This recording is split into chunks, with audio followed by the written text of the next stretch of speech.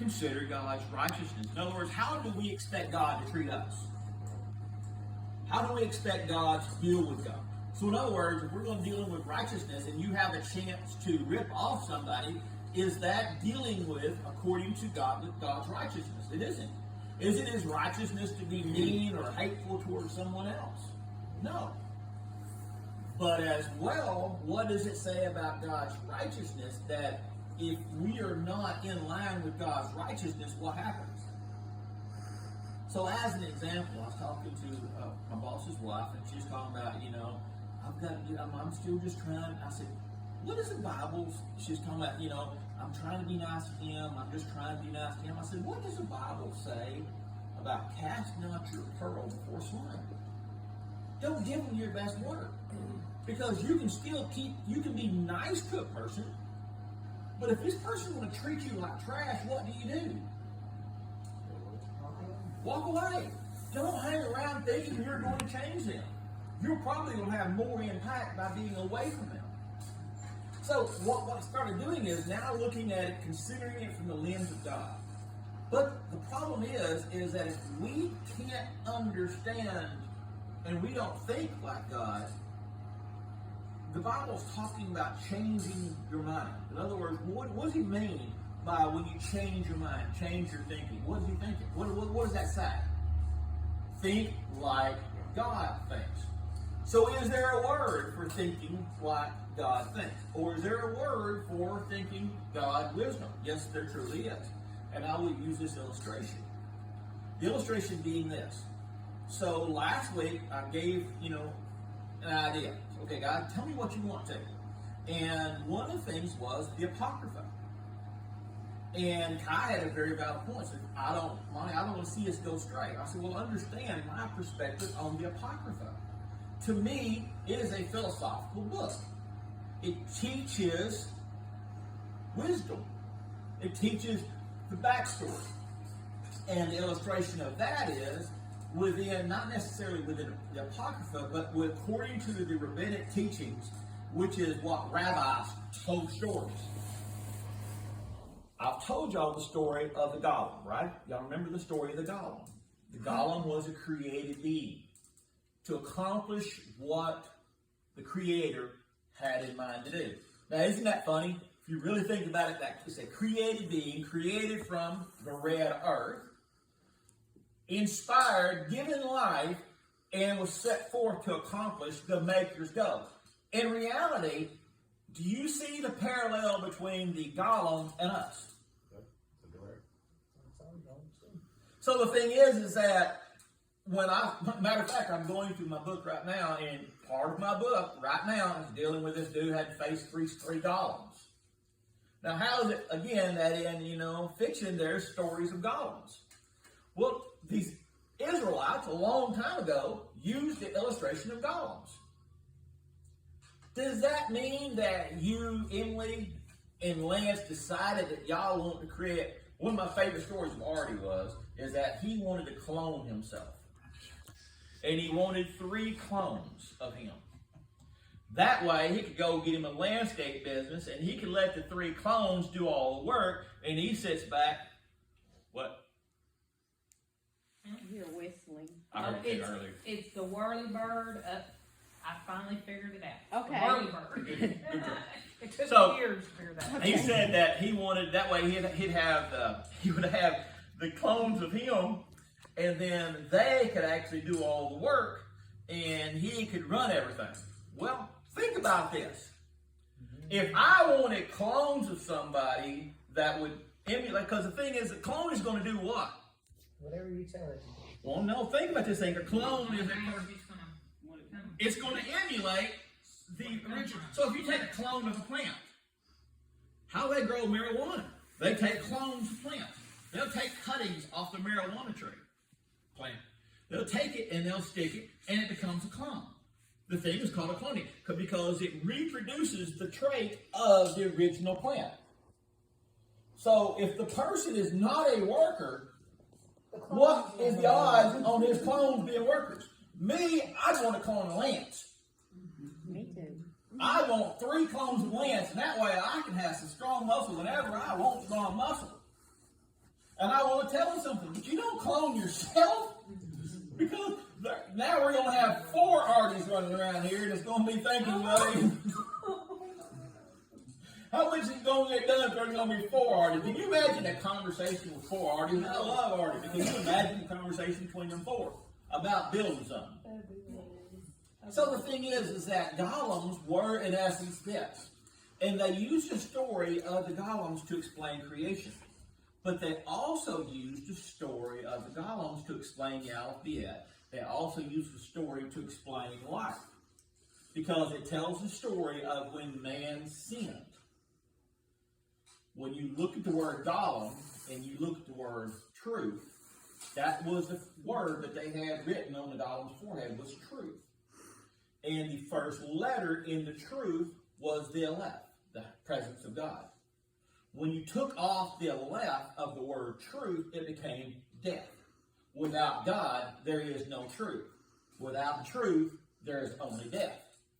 So use this story, this illustration, to tell this. When you're looking at these illustrations, they're telling bigger stories. And again, it does not mean I don't know.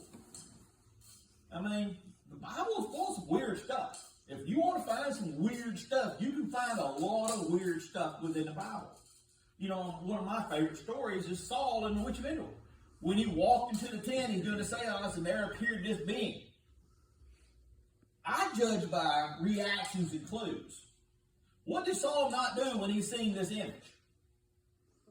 He didn't freak out and run out, Carrie. He sat there and asked you questions. Nothing personal. I'm sitting here a while ago by myself getting everything ready, and all of a sudden I'm thinking, I'm looking. Because I've been spooky as a kid. I'm still spooky. I'm still very sensitive to this crap, because I believe in things. And I'm sitting there, but but I guarantee you, if I walk through the house and I hear something, or if I see something, I'm not going to go out there and say, hey, what's up? I need to ask you a question. What should I do? Should I quit my job or should I take this job? I ain't going to do that. I'm not even going to approach it, but he did. There's the story of the Leviathan. What is the Leviathan in Job? What are you talking about? The Leviathan, the sea monster. All these different things, there's a lot of questions. If you think about it, after Cain slew, who Cain slew? Who Cain killed? He killed Abel. When God confronted him and was going to throw him out of the thing, what did he say? I'm not my brother's keeper. Huh? I'm not my brother's keeper. He said this. He said, man, you throw me out of here and then somebody's going to run across me. They're going to kill me. Who? As far as the Bible says that there was Adam, there was Eve, there's Cain, there's Abel. They marked him and he would be recognized. But recognize by whom? Exactly. There's a lot like that, ain't there? You see what I'm saying? There's a lot of things that you can kind of go, what the?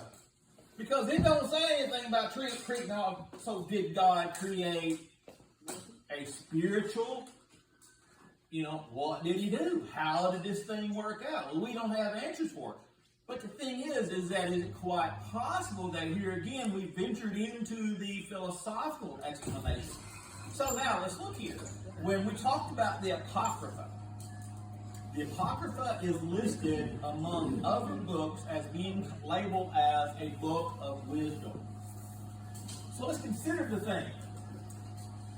Do you ever heard the word Sophia? What is that? Wisdom. Alright, Sophia means wisdom. Sophia means wisdom. A person's name is Sophia, that means wisdom. Philo is love. It's a love of wisdom. You love wisdom, which is quite the point that in Proverbs it says that we are to do, right? But the problem is that when you consider philosophia or philosophy, you're taking into account a lot of different teachings, aren't you? There's an illustration within the Scottish Rite that I really love. And the illustration is a man is in a cave. him and another explorer, they walked into this cave over in Egypt, and it's by a pyramid. And Lance, there's all these writings on the wall. The young man is a religious fanatic. He said, let's destroy all these writings. Let's destroy everything because this right here is contrary to the Word of God. The other guy says, let's read it. Perhaps there is wisdom to be found in it.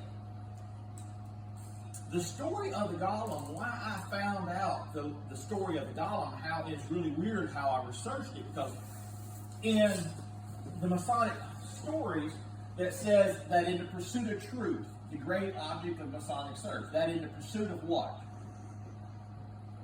Truth. But the problem is, AJ, it's spelled capital T. Capital T. And I asked a bunch of Masonic leaders, and I said, why does it spell capital T? Well, I don't know. They never questioned it. But it's a capital T. So what does that tell you? A specific truth.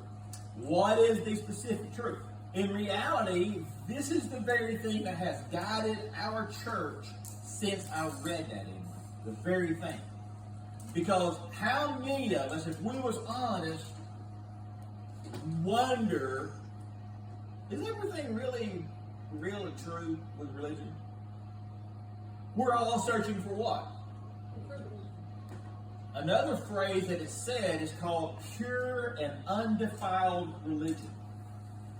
Pure and undefiled religion. What does that mean when something's defiled? It's been tainted. You know, I can make some bread. But that bread may be the best smelling stuff in the world. But if I tell you, like Zane said, when Zane's standing out there at the waterfall, he wants to take poop. And I said, Zane, you ain't got no toilet paper. So how you gonna wipe your butt? He says, I never wipe my butt. So what is the last thing you want him handling? Your bread. Food. And so we don't want him to make his own plate. We don't want him handling his spoon. Because we don't know what's defiled that. And that bread may smell good until Zane has touched it. Is that not an illustration? That's a powerful illustration, but that's what defiled means. So when I found this, I found the story of the Golem. But the funny thing is, AJ, I did not find the story to the answer of the thing, of the truth, first. I was reading a book and I read about Golem, and I was like, Golem? And so I thought, what is a golem? Why do you see in so many books stories about golems? Why are golems all up? And the thing is that if you think about this thing, you know, what was Schmiegel's name?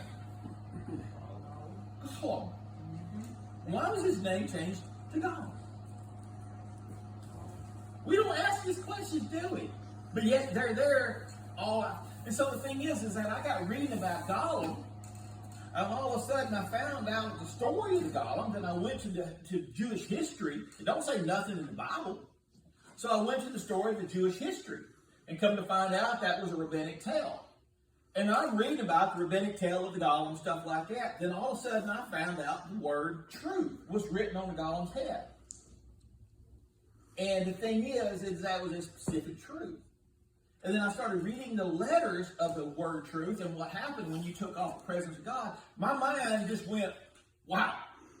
So everything since then, I've been searching for truth in religion. Truth. But not as truth as I interpret it. Okay? But see, therein lies the magic potion in all this. You say, well, you know, it's what God reveals and stuff like that. Well, ask yourself this question. How many people believe God has told them this? In Jeremiah 29:8, it tells you, do not wish the prophets to dream the dreams that you want them to have. In other words, prophets can be influenced by your desires because human nature is to do what? Please you. It's human nature to please somebody else. We want you to, so, you know, you always see these prophets. But the other side of it is that when we start looking for God's likeness and God's understanding, and we use the word, well, that's how God revealed it to me. Do you realize how bold of a statement that is? Think about this. Think about it like this. How many people in the Bible did God really speak to?